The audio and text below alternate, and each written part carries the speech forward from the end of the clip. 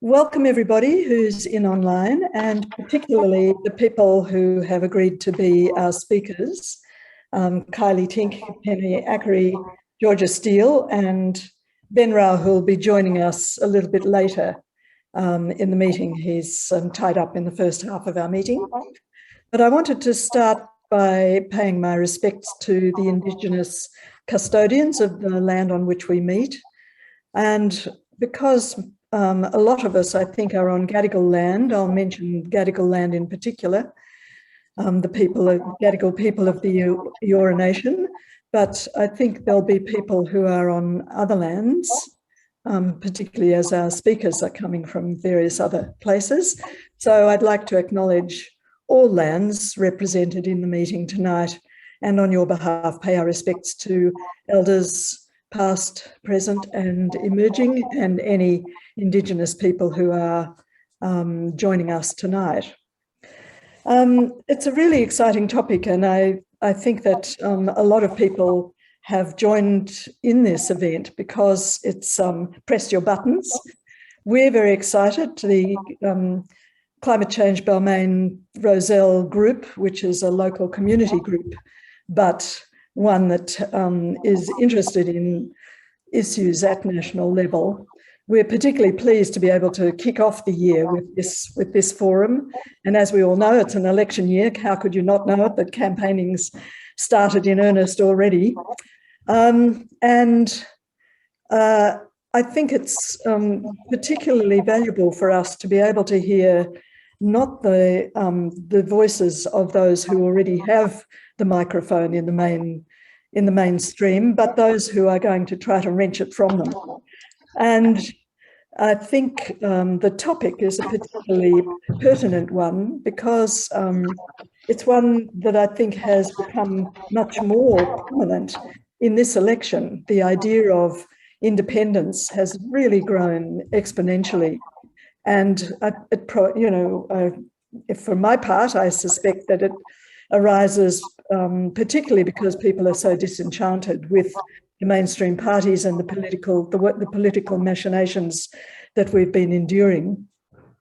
And there is a considerable loss of faith, I think, which is dangerous. You know, we don't want that situation to arise where people are disenchanted with politics altogether.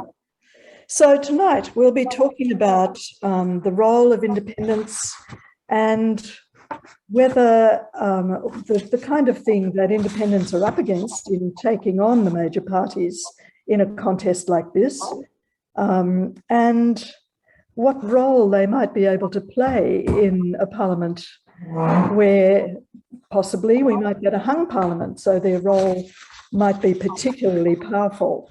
And even if it isn't a hung parliament, we've certainly seen people like Helen Haynes and Zali Steele absolutely claiming the airspace with the kind of messages that they are able to bring forward. We've also seen the establishment at just before the 2019 election of Climate 200, which is an organisation that was set up especially to promote and help interpower independence. So now we're going to hear from the independents themselves, three brave and powerful women. And halfway through, we're going to hear from a nerd, an election analyst, who's going to tell us something about the process and what we might expect from the coming election. So the first person I'm going to introduce is Kylea Tink. Kylea is an independent contesting the seat of North Sydney, which is located on the north side of the harbour, as you would know.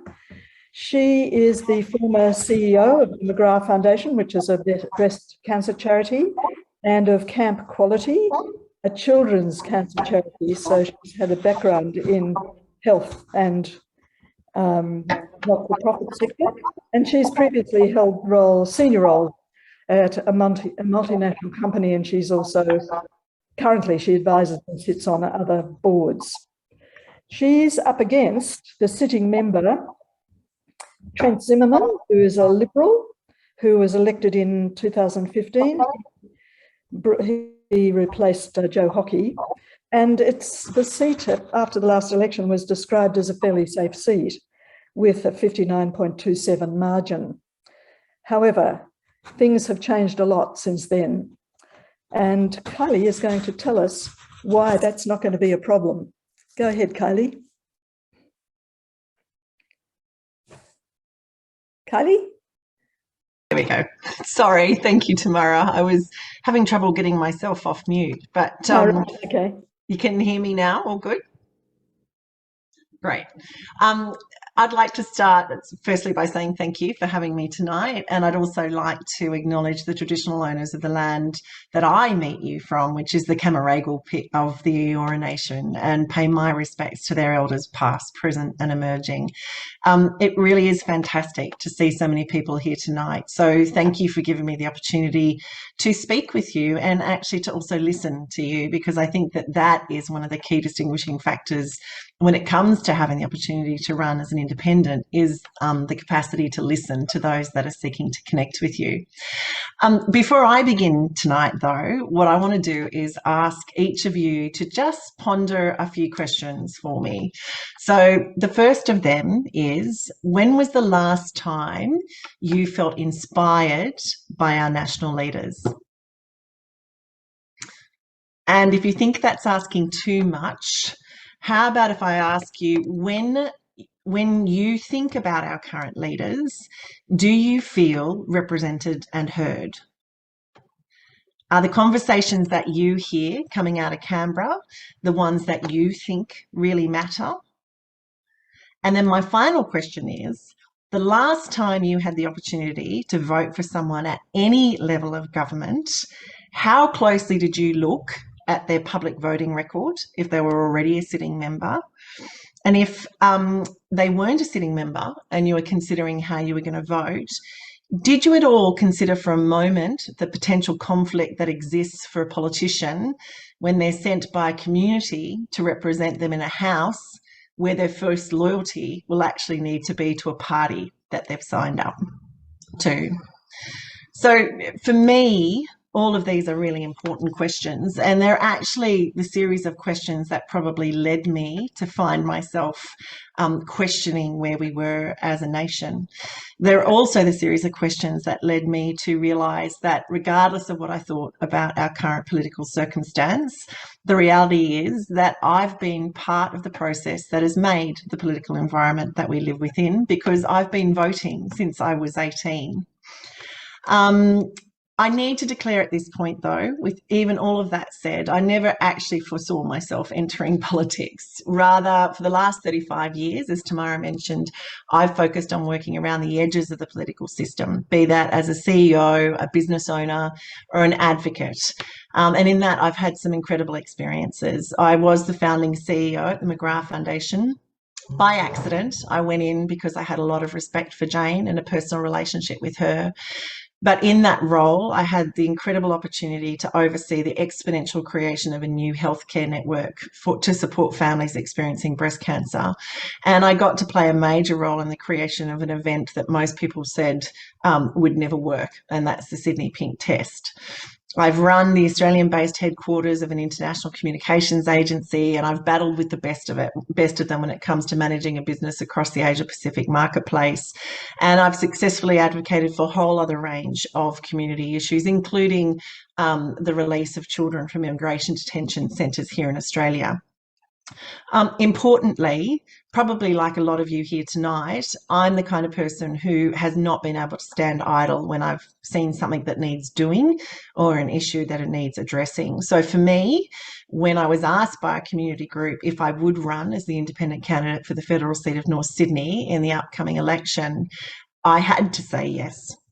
Not because I believe I have all the answers, or because I have some grandiose desire to be a national leader, or even that I was pursuing a political end. But for me, it was the reality that I could see that there was a community groundswell which was really recognising that lack of recognition at our federal political level and the lack of true engagement with people across our society.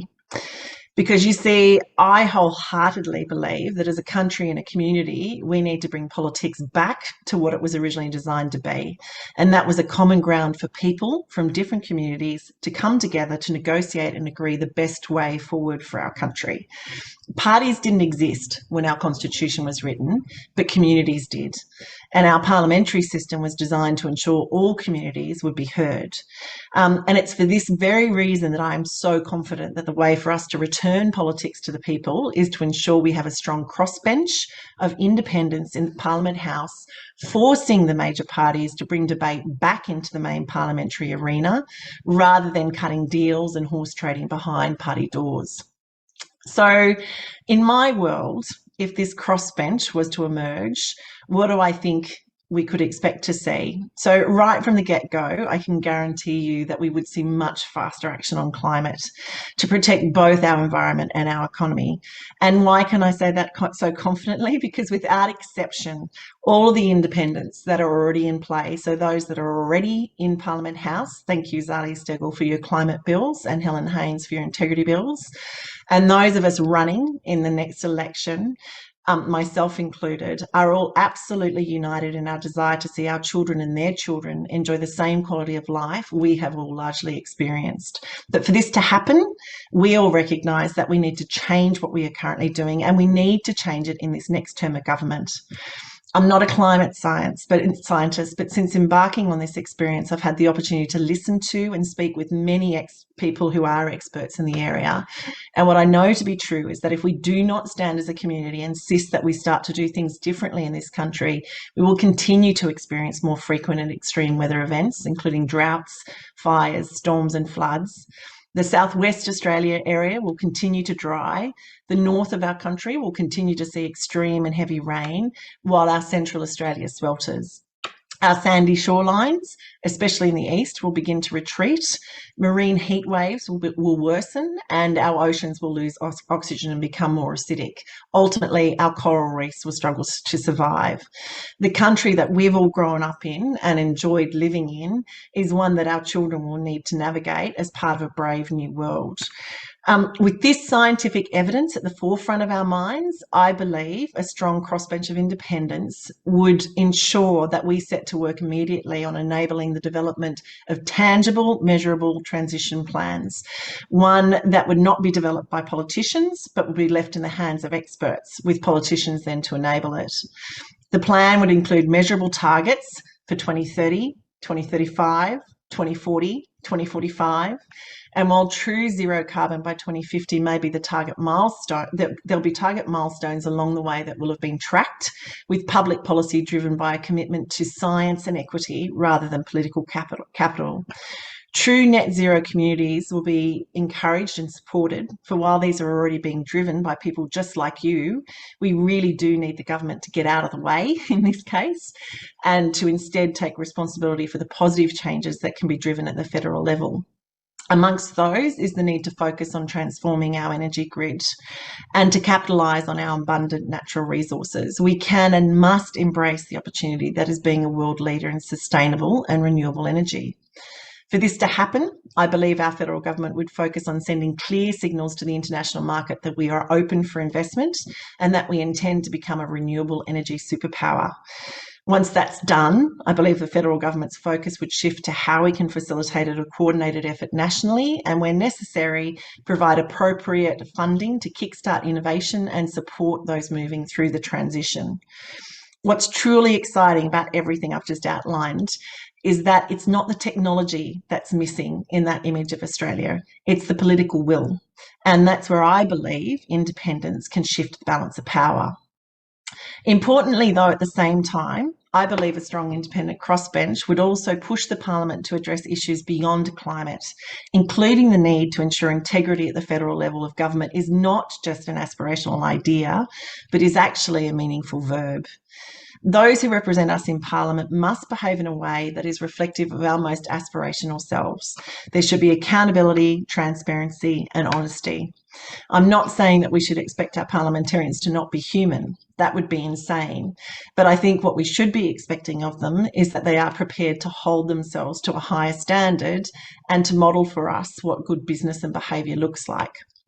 We also need to address the role of money in politics in our country. And it might surprise some of you tonight to learn that in the last 22 years, the major political parties in Australia have received over $1.24 billion in donations.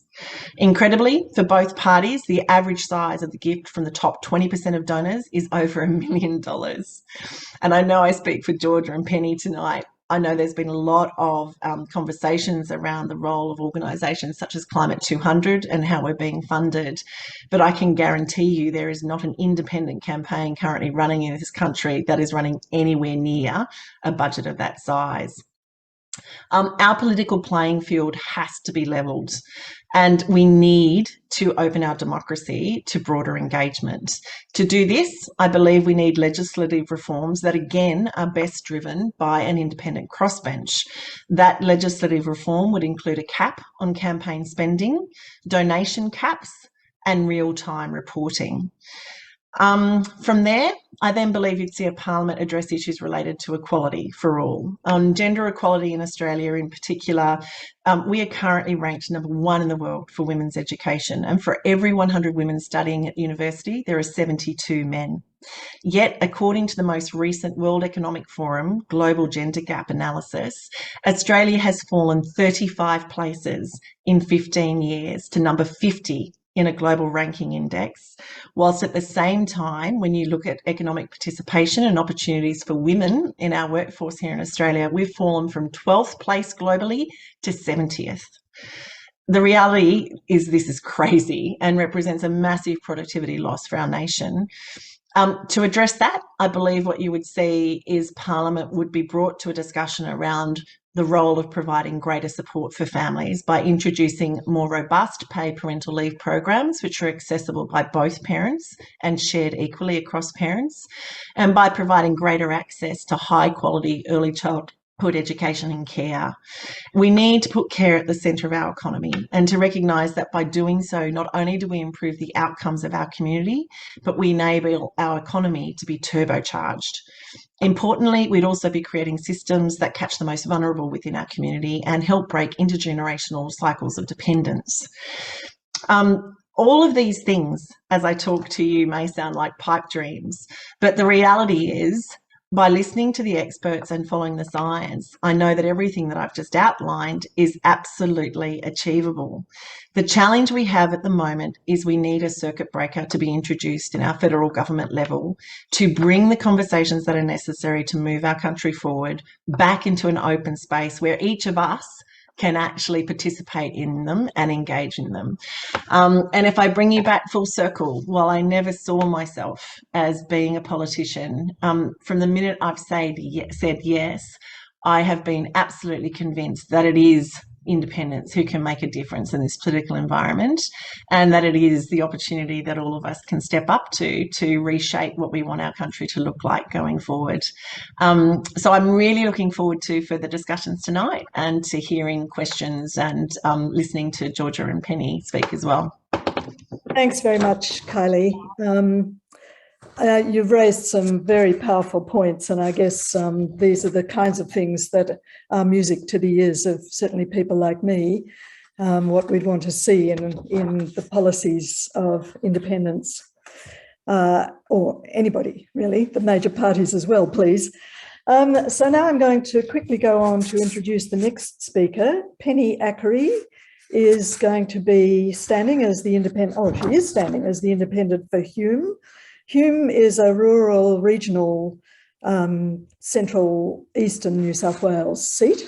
So we're going to hear the voice from not the bush exactly, but the other parts of the state, which will be really valuable. So Penny has been a teacher and is a 30-year resident of Goulburn, so she really knows her own area. She's going to be standing against Angus Taylor, who probably all of you know is the Minister for Industry, Energy and Emissions Reduction. And he was elected in 2013, so he's been around since the change of government. The seat is described as a safe seat with a 62.99 margin, but as we know, when you get a really powerful challenge, nothing's safe. Go for it, Penny. Thank you. I want to acknowledge the traditional owners of the land on which I meet with you tonight, the Gundungara and the Ngunnawal peoples. And interestingly enough, Goulburn is the centre of their meeting places many thousands of years ago and continuing on even till today for the traditional owners of the land. So yes, I'm a teacher. I have been a teacher for around about 36 years. I've worked in secondary schools with students with special needs. And through that time, I've had such connection with so many different groups of people from the health sector, from the community service sector, as well as with so many parents and their families of the children. So I come with a knowledge of how people think. Perhaps I'm certainly not a psychologist, but I do understand where a lot of the people that seem to be forgotten in our nation, where they're coming from and what their difficulties are. So how did I get to this space to be the candidate for the independent candidate for Hume? Early 2020, I joined a project where we were actually modelled on the voices of Indi, Cathy McGowan's plans. And so we went out and spoke to many, many people within the community, having small gatherings around a kitchen table, literally, asking the questions about their community, asking how they wanted to be better representative, what they thought about their leadership at a national and a state level. And we gathered all that information into a report, which we released. And that data gave us a whole lot of information about what the community were wanting. Now, as I went around as a facilitator, I found out that I wasn't actually the only person that thought this way. In fact, there was lots of people around that were quite unsatisfied with the state of play, both at a state and a federal level. So when I was asked to perhaps nominate as an independent candidate, I thought, well, so many other people have entrusted me with their thoughts and ideas that I really had to stand up. So I said, yes, I will be one of the nominees. So what we actually had, we had 2 community forums where 4 of us spoke and presented our ideas, who we were, what we wanted to do. And everybody had a checklist who was a part of that forum. They gave us 1 out of 10 for different things. And when they added it all up, I was the one that actually got the most points. So that's how I come to be here, a true community representative, chosen by the community and with the knowledge that the community is behind me. So as an independent, what I've been doing in my campaigning for the last, it's getting on for a couple of months now, is going up and down our huge electorate from the outskirts of Sydney down to Gunning, which is past Goulburn, if you're not sure, and out to Raue, which one moment, can you take my dog, please? So we've been talking to so many different people. Now, what we've been doing is we've been having some rallies where people come along.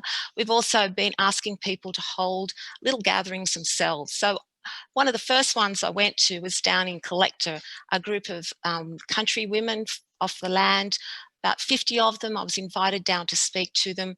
And from that very moment, it was set what I was hearing from people.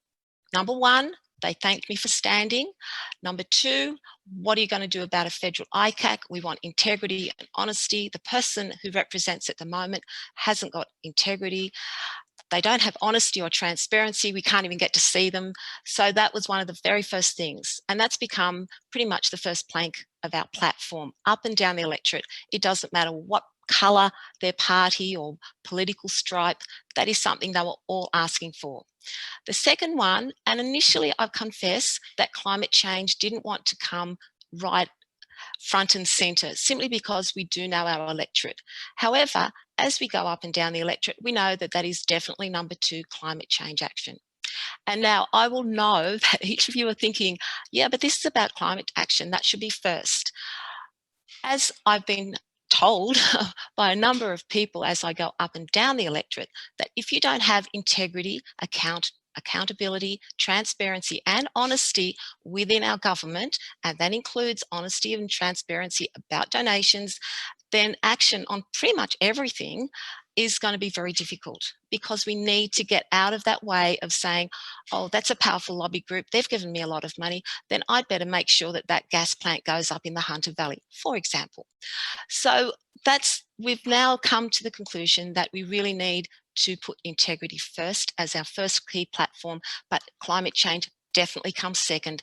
And it doesn't matter whether it's north, whether it's farmers off the land, whether it's people up who've been ravaged by bushfires in my area up around the Tamil, Picton, Green Creek, Wattle Creek area. They are all wanting action on climate change. It is so important to them. Let me just go through a couple of the other things that I've found when I've been talking to people up and down the area. The third question that comes up, obviously, is what about women? Because a lot of the people I talk to, interestingly enough, that are coming out and talking are women. And they want to make sure there's action on that Kate Jenkins report and equality for everybody and of all gender as well. One of the things that I'm definitely excited about is that so many people come up to me and say, I've never done this before. I've never worn a T-shirt for a political candidate. I have never done anything political in my life. I've always voted Liberal, but that's all I've ever done, or Labor it might be. So I find that so rewarding that people, they're not sitting on their hands anymore. They want to come out and shout as well. They want to be there. They want to be part of the process. In fact, the volunteer list that we have is reaching over 1,000 now of all these people that want to hand out things, have a call flute, give out flyers, all sorts of things. And donations are coming in, simply the little bits and pieces that people can afford because they are saying we want change. And it's really, really encouraging to see this. So as Kylie says, this is the time. People are definitely wanting change. And as I say, I've had so many people from different sides and even a lot of Liberal people, I must admit, that have been saying, we just want a different option. We don't want those same ones anymore. And maybe that's particular in my electorate as well, perhaps with Mr. Taylor. But what is extraordinary, and I guess because it is Mr. Taylor, people from Hobart, from St Kilda in Melbourne, from Perth, from Canberra, from Adelaide, from all over, sending me emails saying, good on you, and I've made a donation, and I'll put stuff up if you want me to. And we've even got a gentleman that's come from out round Mudgee who's coming out to put call flutes around for us. So it's really telling us that, yes, they would like to see the back of Mr. Taylor. However, they want change and they can see that can work with an independent. Now, I want to be a little bit cheating here at the minute because I want to totally agree with everything Kylie said about the way that independents can sit within a parliament and bring forward different legislations and make a difference and make action on all of those things that Kylie talked about. Let me talk a little bit more about climate change because it's particularly relevant to this seat where Mr. Taylor sits. We all know that climate change is happening, and I've sat in on meetings where Mr. Taylor has said, oh yes, I agree it's happening, but along the lines that Kylie mentioned. He talks about technologies, but the technology's here. We can always improve it, but we have got the technology. Down here south in the Hume electorate, and if you haven't visited Crookwell, please, I urge you to do so because it is awesome when you drive from Goulburn to Crookwell to see those magnificent wind turbines. You will never see anything like that in your life before. If you haven't seen it, you must do it, especially as you get closer to Crookwell. It's mesmerising. And my son assures me that when you come home at night, it's quite trippy because they've got all red lights along the tops of the windmills. But what it does show us is that when you visit this area, there are such a push for renewables and we have so many wind turbines. They're up and running and providing huge amounts of electricity. And yet Mr. Taylor is sitting on his hands and not continuing to encourage. The government is not putting in place a policy to encourage this investment. And this is where I feel independents will make the difference because Zali Steggall's legislation can be brought forward with enough independents sitting on that crossbench. And we can reset the government direction so that there is true action on climate change. Resetting those targets that were set for the COP26 so that we have a better target, one that matches with our global partners for 2030. And can I just talk about a question that I'm asked about? Well, what will you do when it's a hung parliament? Hung parliaments don't work. And we can point to Julia Gillard's government, where it certainly did work. More legislation than in most other governments were passed in Julia Gillard's government. But I'd also like to point out around the COP26 at Glasgow that we literally had a hung parliament, didn't we? When we had around about 5 or 6 nationals that held the government to account, if you like. It was their decisions that led us to a G26 announcement that Mr. Morrison took. It wasn't a true majority. It was just a few people. So if that's not a hung parliament or similar to, then I'd like to know what is. So that's one of the things I talk about when I'm asked that question. But going back to climate change, can I give you another statistic adding to Kylea's wonderful list? I spoke to a chap called Rod Skinner on Sunday, and out at a little place called Wingello, he has set up a big centre for farmers to come to learn about regeneration of our landscape, starting with hydrology, keeping the water in the ground. But the most scary thing he told me was that Australia has a low quality carbon in the soil anyway.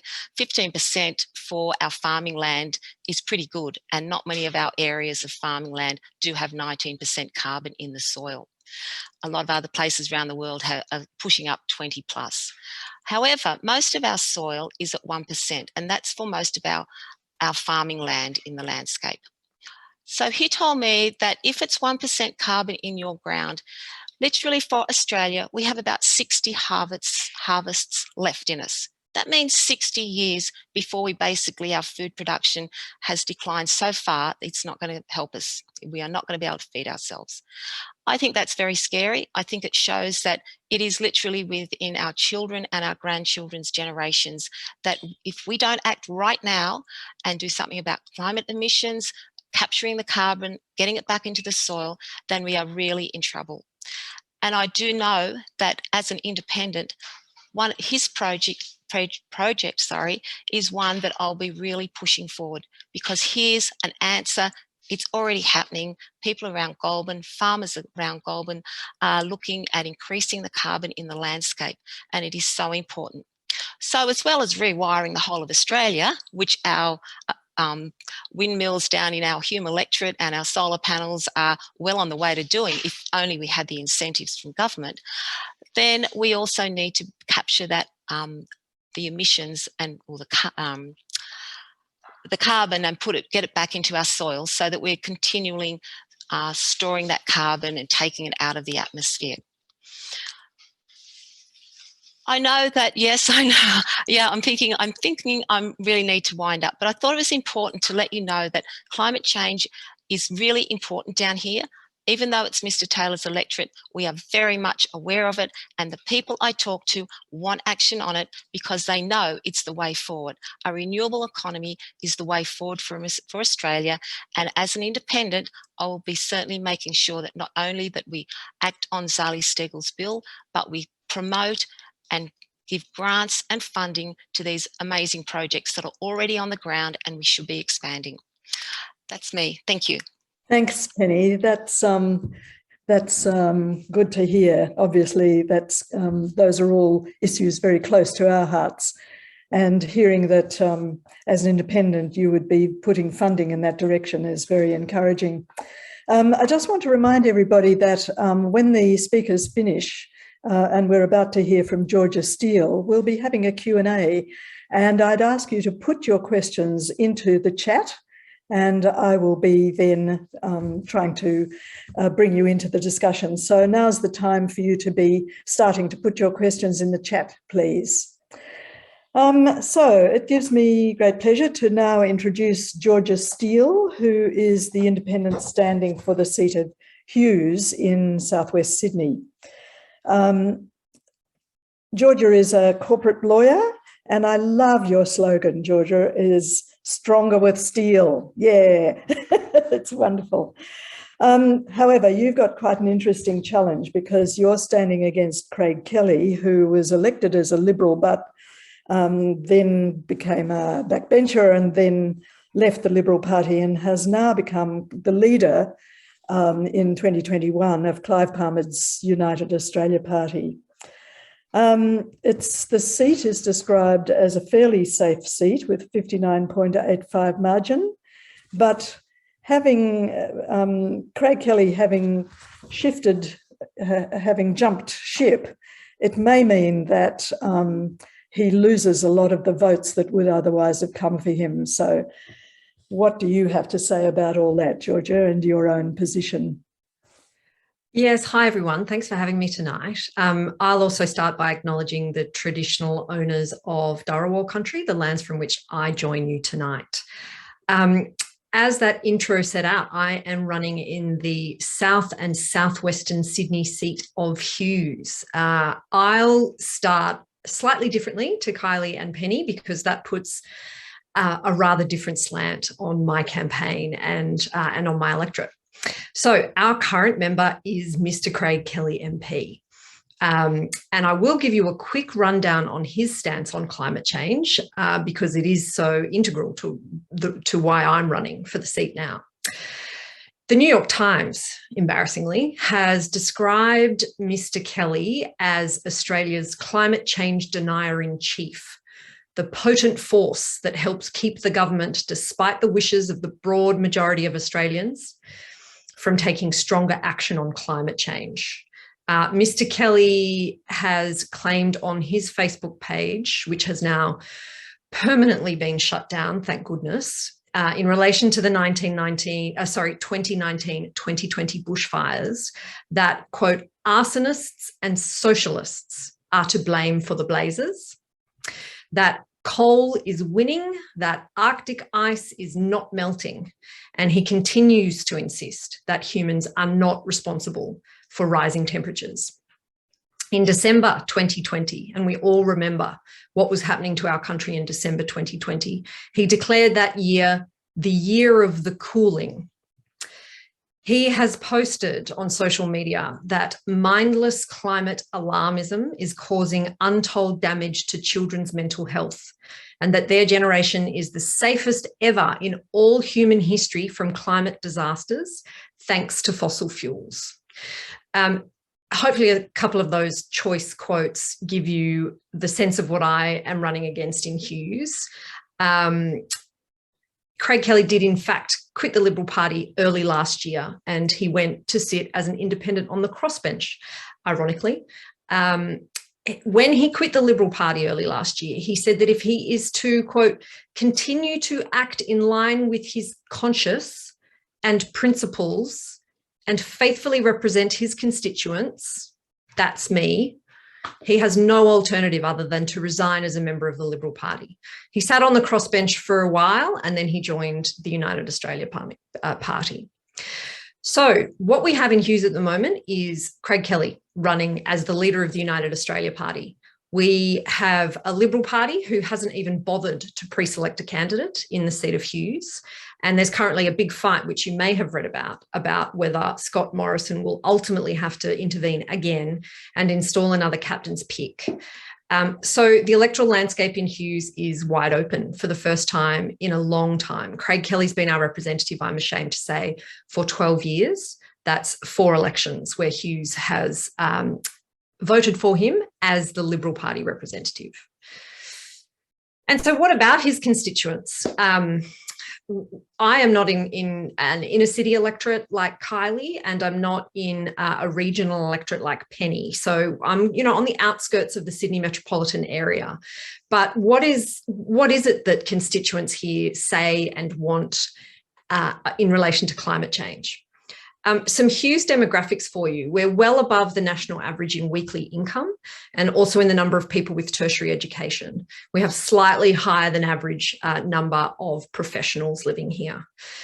Last year's Australian Conservation Foundation climate poll, which I'm sure you're all familiar with, found that 80% of Hughes voters believe greater climate action will help nature and wildlife survive extreme weather.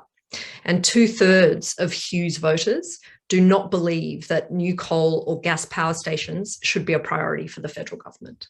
So Craig Kelly's rhetoric is absolutely out of step with his constituents in Hughes. He has been misrepresenting them for over a decade. I've lived back in Hughes for around 7 years and have been shocked and embarrassed at his increasingly outlying behaviour. And it is definitely one of the reasons that I found myself getting involved in the local Hughes politics scene, and is a reason that I decided to step up as an independent. Now, moving on to that issue, why have I run as an independent? What can independents actually do in federal parliament? You've all heard what Penny and Kylea have had to say about that. And it made me think about how I'm often accused, or it's often suggested, that there are a lot of independents really campaigning on similar or often the exact same issues. You know, climate change and federal integrity, gender equality are issues that all of the independents care about. And we're often criticised for that. We're criticised for having, very similar platforms, if not the same platforms. We're criticised for all coming from similar backgrounds. You know, we're all women. There's little diversity among our ranks. One of the things that I'm often accused of is being a Labor stooge, because why would I be running in a safe Liberal seat? Why would all of the independents, or most of them certainly, be running in a safe Liberal seat? And the only reason that people can get their heads around is that I must be some kind of stooge or front for the Labor Party. But the thing that I want to assert in response to that is that the reason that the independents who are running at the moment have such similar platforms is because these are the urgent modern problems that are not being acted on. It is not a coincidence at all that these are the issues that independents have chosen to care about. They are the issues on which we have been comprehensively failed by our government for so long, that women who have a diverse range of professional backgrounds and long careers and successful careers have chosen to take what is a big step, not only of running for federal parliament, but of running for federal parliament as an independent.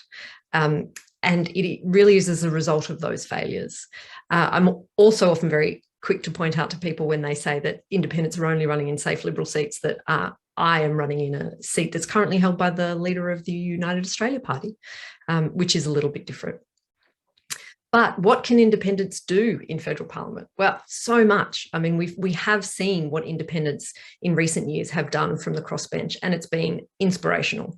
We can achieve a lot and quickly. We can shape and change the debate. You will have seen, as both Penny and Kylea have mentioned, that Zali Steggall's climate bill and her work in that area has absolutely shaped the debate in relation to taking real action on climate change in this country. I credit Zali's work with getting us to a position where the government, kicking and screaming, came to the table in relation to a net zero target by 2050 to take to the Glasgow Climate Conference in November last year. Similarly, the work that Helen Haines has done in relation to a Federal Integrity Commission has absolutely kept that issue at the forefront of Australian politics. We're still debating it right now. Michaelia Cash has just told us that we're not going to get a federal ICAC this year, another failed broken promise from this Liberal national government. But perhaps more importantly than that, what we can do as independents in federal parliament is really properly represent our communities. One of the things that I care about very deeply is making federal politics local again. Our democracy, our constitution, is based on having one representative in our lower house representing an equal number of voters as every other electorate, as every other representative represents. Our constitution does not envisage a two-party system. It envisages communities being represented, not parties, but loyalty to community. And that's why one of the main reasons that I'm running as an independent. I want to listen to the people in my community. I want to take their concerns and advocate for them in Canberra. And it's something that I think is severely lacking in Australian politics at the moment. Party comes first, donors come first. Constituents and communities are way down the list from that. Like Penny, I am often asked what I will do if the election produces a hung parliament. I'm asked it so often that I have recently added an answer to it to the FAQ section of my website. But the answer is that I will take the approach to a hung parliament as I intend to take in relation to all issues that will come across my desk as a federal parliamentarian. That is, understand the issues as they are presented, consult widely, consult with colleagues, with experts, most importantly, consult with my community about their wishes and make the best decision that I can on the basis of the information that I have available at the time. Now, people think that I'm being tricky with an answer like that, but the reality is, what would they have me say? I'm running as an independent for good reason. I can't give guarantees about who I would support in a hung parliament situation. It doesn't work like that. That is contrary to the very reason that I'm running. Having said that, if we are asked to form a minority government with a major party in a hung parliament situation, we'll have to negotiate quickly. It's not in the country's interests to have to be waiting for government for a significant amount of time.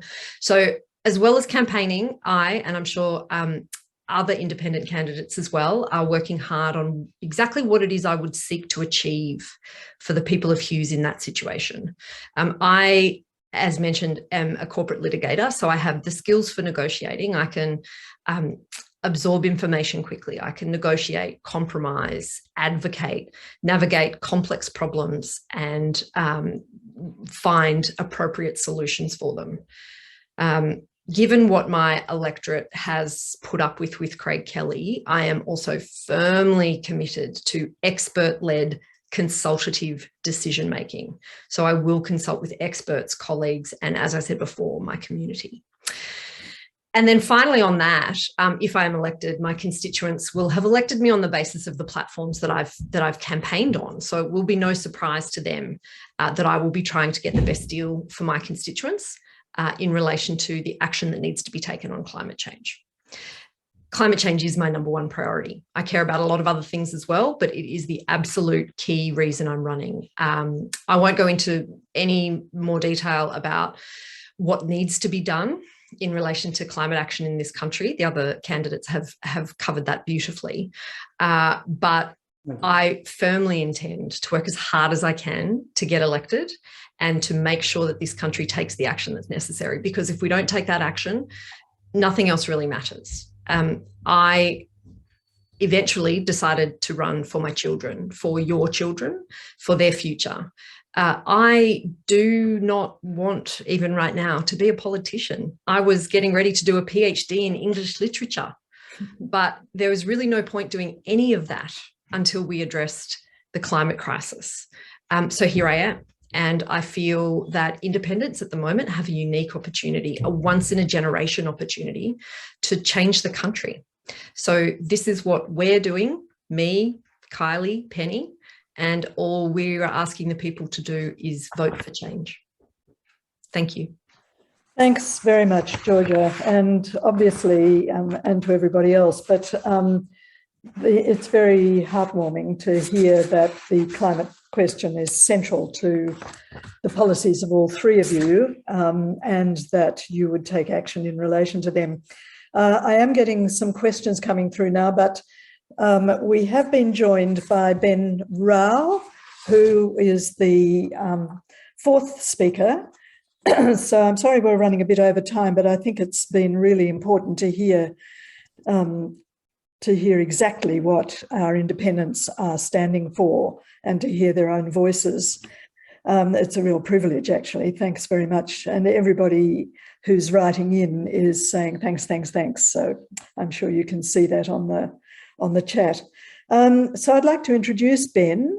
Ben is an election analyst. He's written analysis for very prestigious media outlets, including The Guardian, Crikey, and other publications. And he's appeared on radio, including Radio National, 774 ABC Melbourne, 2SER and FBI. So he's spread his word very broadly.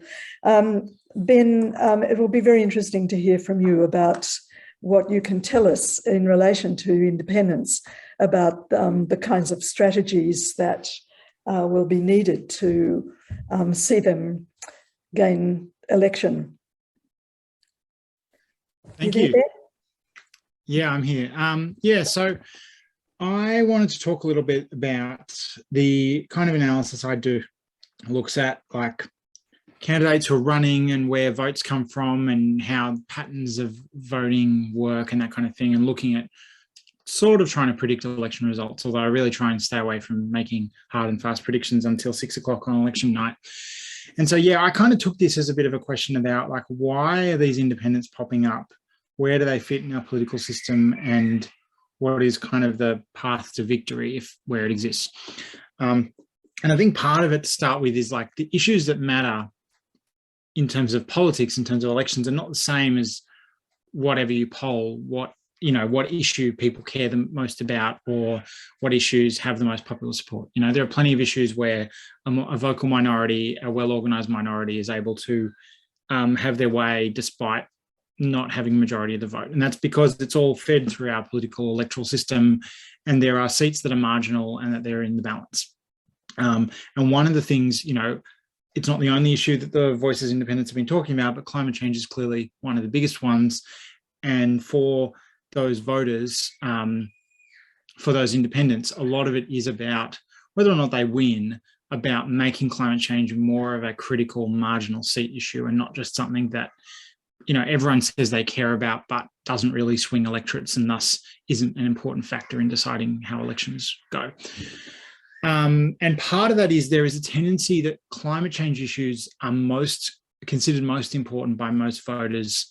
Those voters tend to be, they're everywhere, you know, obviously, both in terms of people who believe in climate change being a problem and the people who are particularly motivated by it as an issue. Both those two groups, which are not the same thing, but both of them, they exist everywhere, but there are more of them in the kinds of seats that are higher income, higher education levels.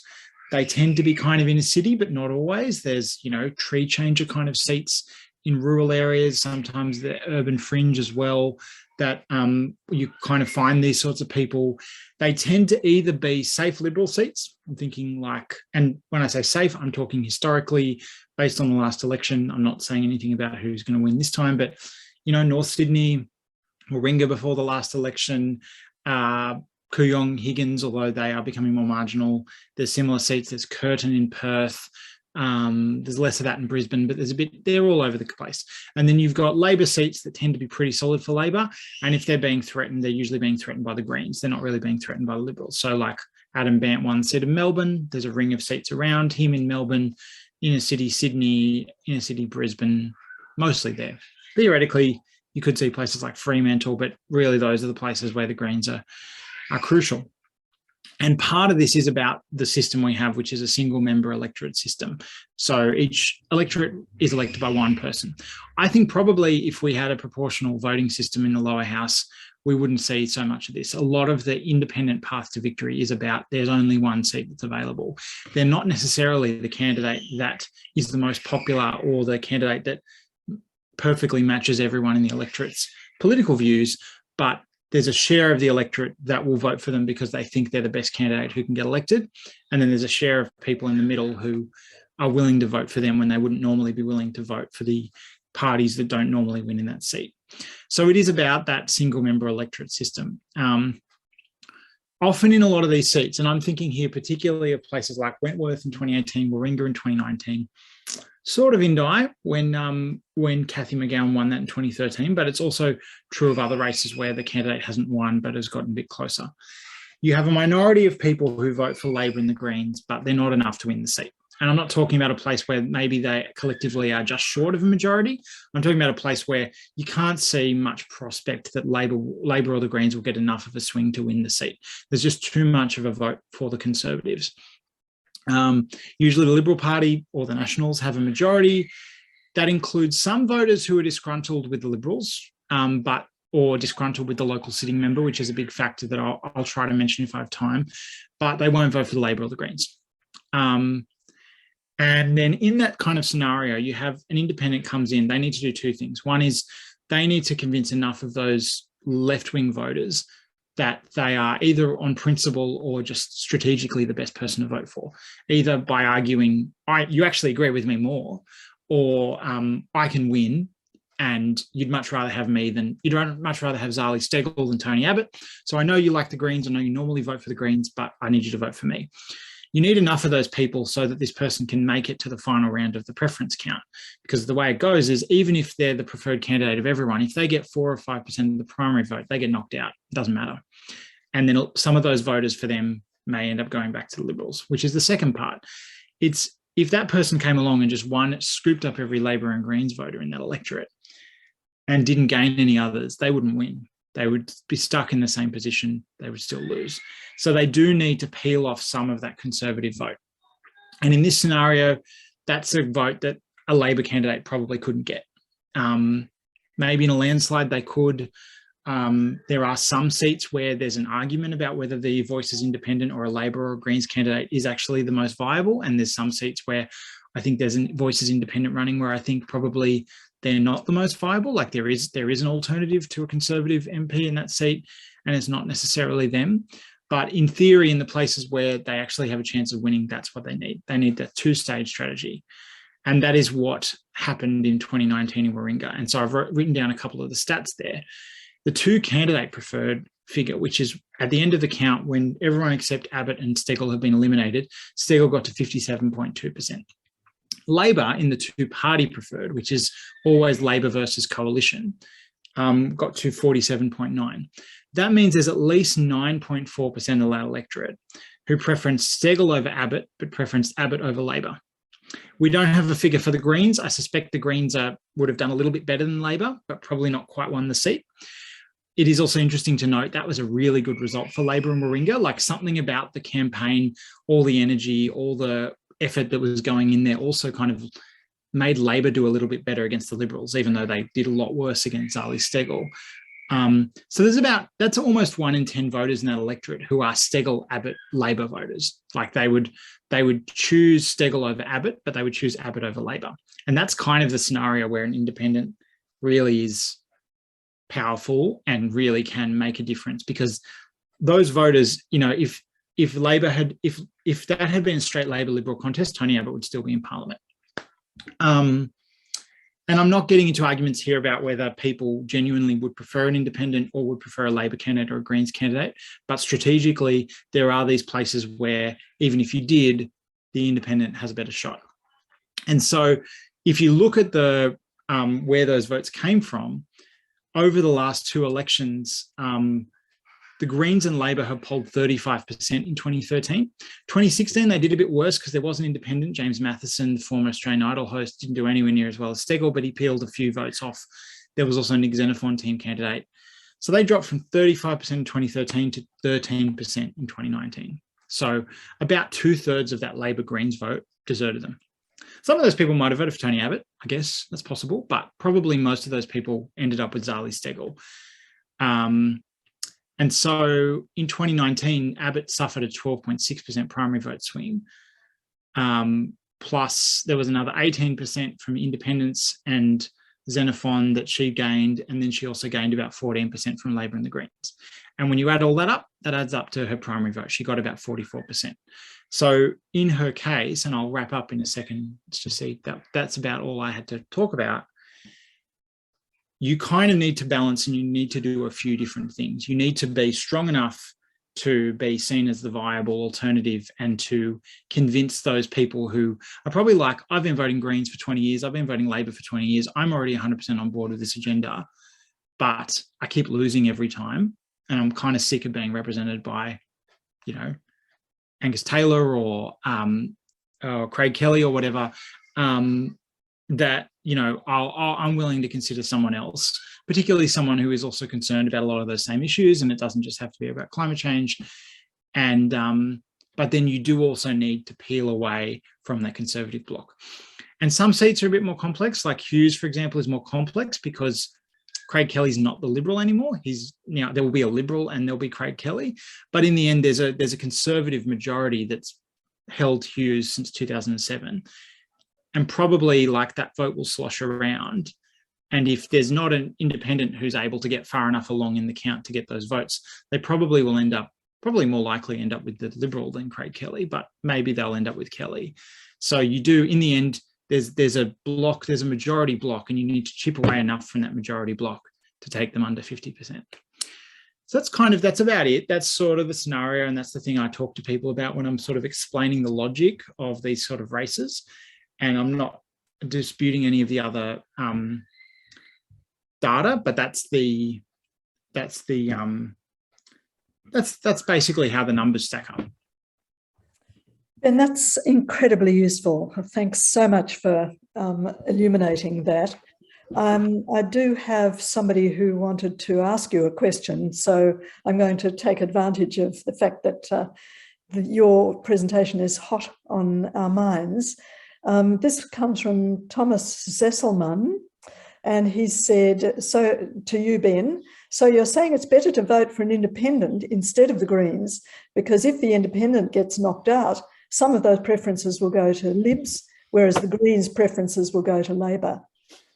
Do you want to speak to that? Yeah, I'm here. Sorry, I just ran out of the room to grab something. Well, look, so here's the thing. You need to make that assessment about whether you think that independent is actually strong enough. And ordinarily, in most situations in this country, you can just preference according to your own genuinely held preference. Where it gets complicated is where there's two or three, where there's more than one person who might come second, actually, is how it works. Because that's the scenario where you might have a situation where you knock out the person who can actually win in favour of someone who you might prefer more, but they're not going to win. So you have to assess it based on the situation, and there will be talk about this.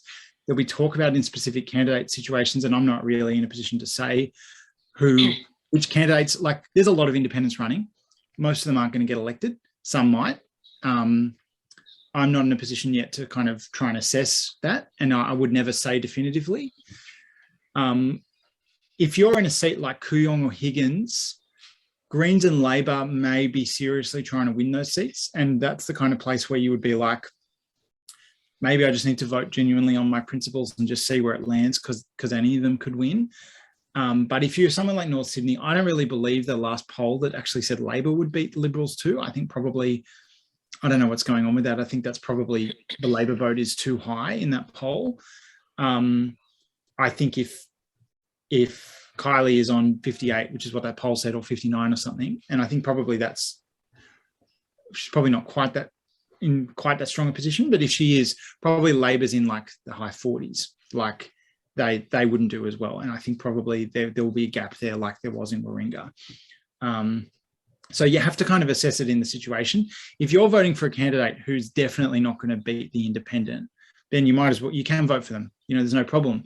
But if that person is strong enough to beat the independent but not strong enough to win, that's the danger situation. And it's hard to say. You know, we have a voting system that mostly is pretty good about not needing you to vote tactically, but occasionally, rarely, like in the situation, tactical voting can be relevant. Thanks, Ben. That's really helpful. So I guess it leaves us trying to assess seat by seat what the chances are. I'd now like to take a question for the independent people who are here tonight, and it's a question from Kari. She's saying, what are your actual policies around new coal and gas projects and expansions? For example, the Pilliga and the Galilee Basin. And could you try to answer fairly quickly, because we are running out of time. I'll go first, if you don't mind, just because the Pilliga is actually an area that's very close to my heart. So the town I grew up in is a town called Coonabarabran, so it's right on the edge of the Pilliga. So to me, that's my hometown. I'm actually on record already as saying that I don't think we should be approving any more new fossil fuel projects in Australia. We have enough coal and gas projects already approved in our nation. Of all of the gas that's taken out of the ground, less than 5% stays here domestically. The rest is shipped internationally. And the coal, the opening up of the coal in the Galilee Basin, I think it's a real crime against our country. So I think it's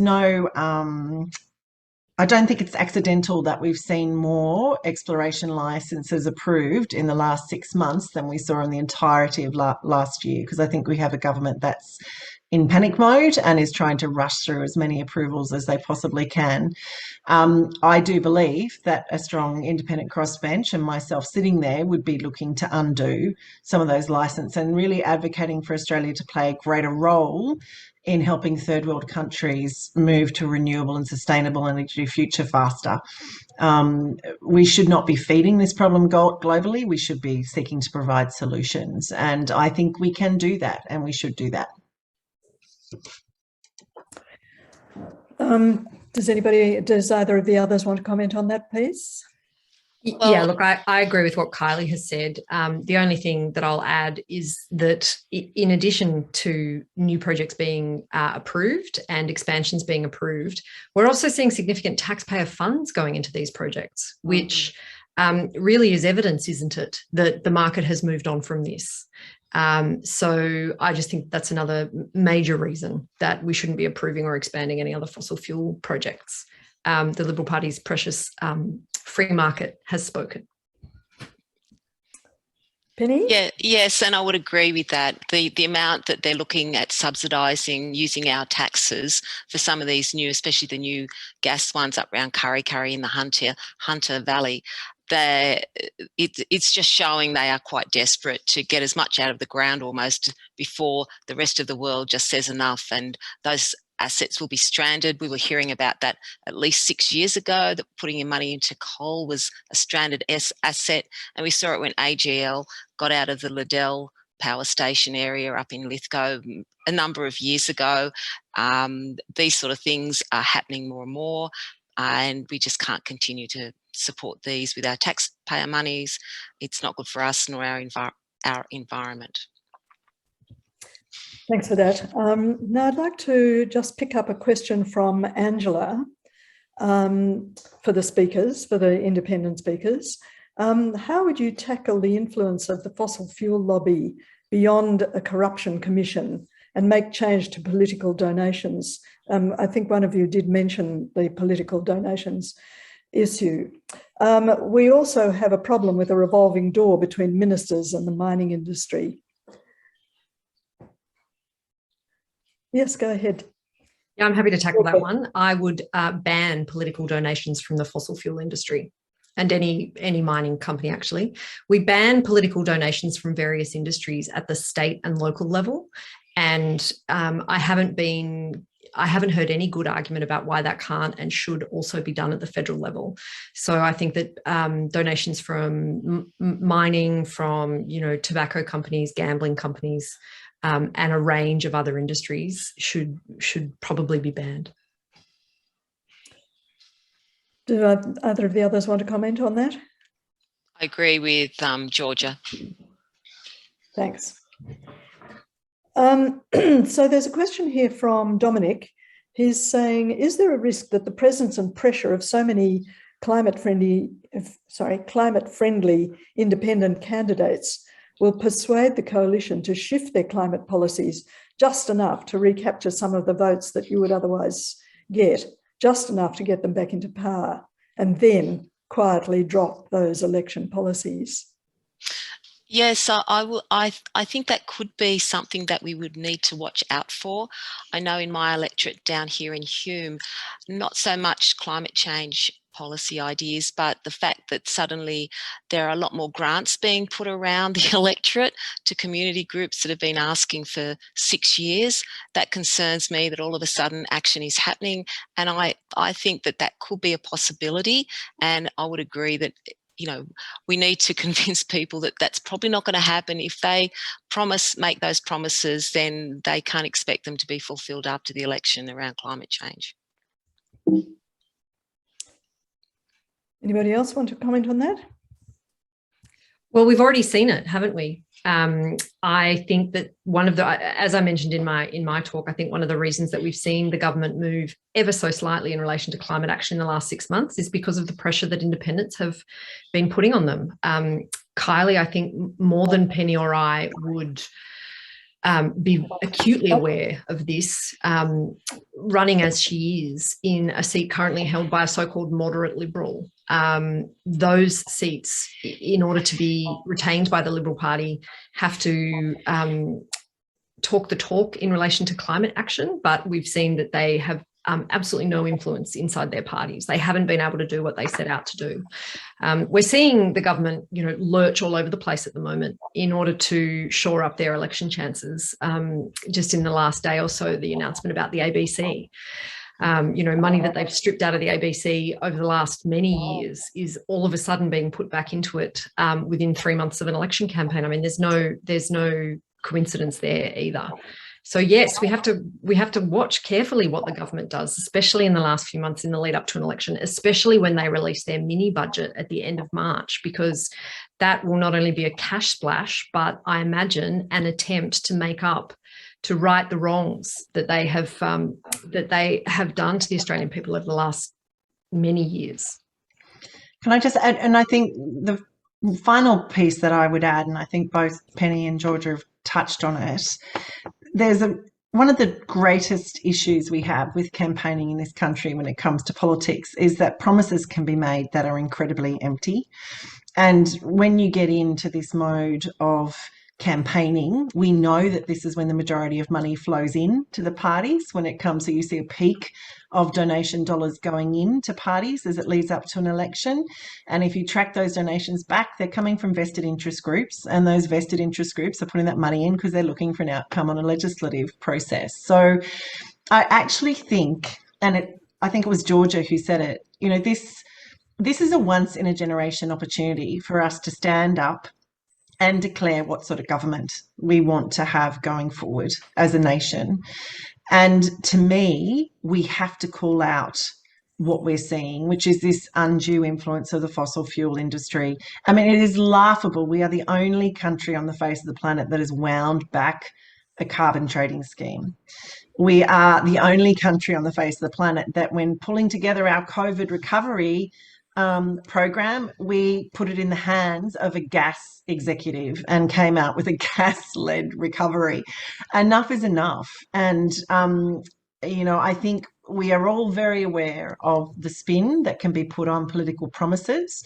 I think the really beautiful thing about independents running is, at the end of the day, it's you guys who get to hold our feet against the fire, because we're answerable to you. Whereas anybody going to Parliament for any party is ultimately answerable first to their party politics. So you have a greater degree of accountability when it comes to the independents you send. Wonderful. Hooray. I'm just going to ask one more question, and then because we're running out of time, Angela is going to tell us a little bit about what's next. So one last question to the independents from Judy Lambert. She says, federal elections require full preference distribution. How will each of you address that in your how to vote material, in your campaigning? I'll answer first. What we are asked that all the time. We say to them, put Penny Ackery at number 1. Choose your preferences as you wish as you go down, and we recommend that you put Angus Taylor last. We are considering putting our how to vote flyers at all our polling booths in a similar manner. But what we are finding, and it might be something other people might not find in their electorates, that we really need to educate people. There is a difference between the Senate and there is a difference between the Legislative Assembly, House of Reps. That's where us as independents are being. And people need to be educated, not just to put number 1, but to number the whole card. And so we are saying, as I say, put Penny Ackery 1, do what you like, and put Mr. Taylor last. What about I'm really keen to assist in people's understanding of preferencing in the lower house in Australia, because if I've learned anything on this campaign, it's that people actually don't understand preferencing in the lower house, and it's critical for them to understand it because it's their superpower, actually, is what I say. Like Penny, I ask people to vote one Georgia Steele and then rank the remaining candidates in their order of preference. Their order of preference. Preferencing is the voters' power, not the candidates. Excellent.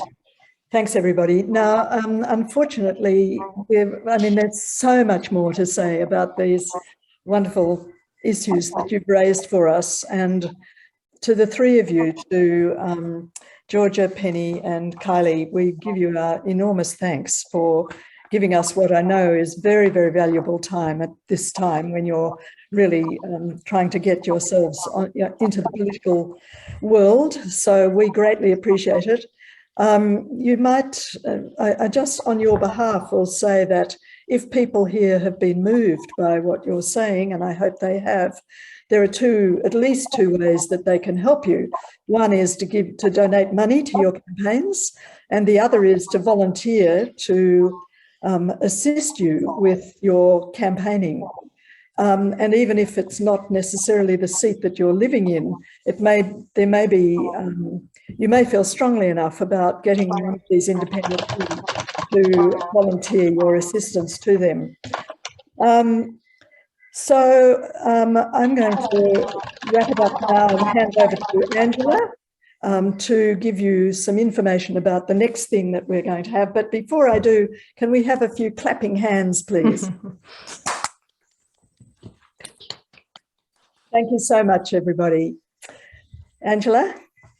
Yes, thank you very much. I'm just going to ask Dominic to share a slide that's got contact details for the three candidates' websites and also for the Tally Room blog. Now, that's Ben's analysis. I've been following it very carefully in recent months through the council elections, and currently he's got things to say about the New South Wales state by-elections. But I think you'll find it really interesting. There's some information on there. You can subscribe to his blog, and I know that there will be lots of more stuff coming out as we approach the federal election, and you really are getting some different and interesting analysis. So thanks very much to Ben for sharing, and thanks to all of the candidates. They're pretty obvious how to find those, because all I did was search their name, but I put them all up there, and I'm sure that the hard part will be deciding who you're going to donate your time or money to from the fabulous speakers we've heard tonight. The second thing, I'll ask Dominic to share our next slide, is what's coming up. It's been terrific that this time we've been able to bring in all these fabulous speakers because we were online. But there is nothing quite like meeting in person, and we will be back to meeting in the pub, the Merton Hotel in Rozelle, for next month's meeting. That'll be Wednesday, March the 9th. And because there is an election coming up, but there are also other climate issues that happen all the time, we're going to ask Nick Clyde from Lock the Gate to come and tell us about a couple of important coal projects that are coming up. That will be a fairly short presentation, because we want our meetups are the opportunity to hear from you about the issues that are really important to you, what we should be tackling, and to pick everybody's brains about how we can best do them. So I can certainly tell you that Nick will be there. And the second thing that there will certainly be reference to is the big climate picnic. If you are in anywhere in the Inner West, we hope you will be able to join us on Sunday, March the 27th, along with Inner West Parents for Climate Action and some other local groups getting together to do a bit of a launch towards the federal election. It's one where we want you to bring your babies, your toddlers, your teenagers, your flatmates, your grandma, everybody along to really make a big show on Burwood Park on Sunday, March the 27th for the afternoon. If you're not already a member of Climate Change Balmain-Rozelle or a subscriber to our e-newsletter, I've put the subscription details there. Again, just search Climate Change Balmain-Rozelle or keep in touch with us on Facebook. I think that's about all from me.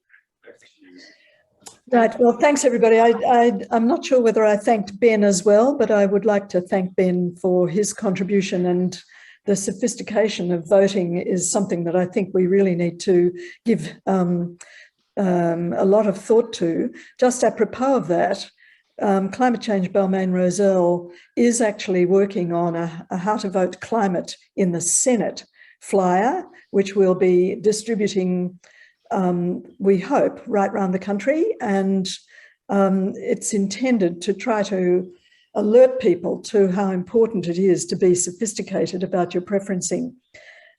So thanks again, everybody, for joining us for a very stimulating session, and the very best of luck to our 3 independents. Go girls.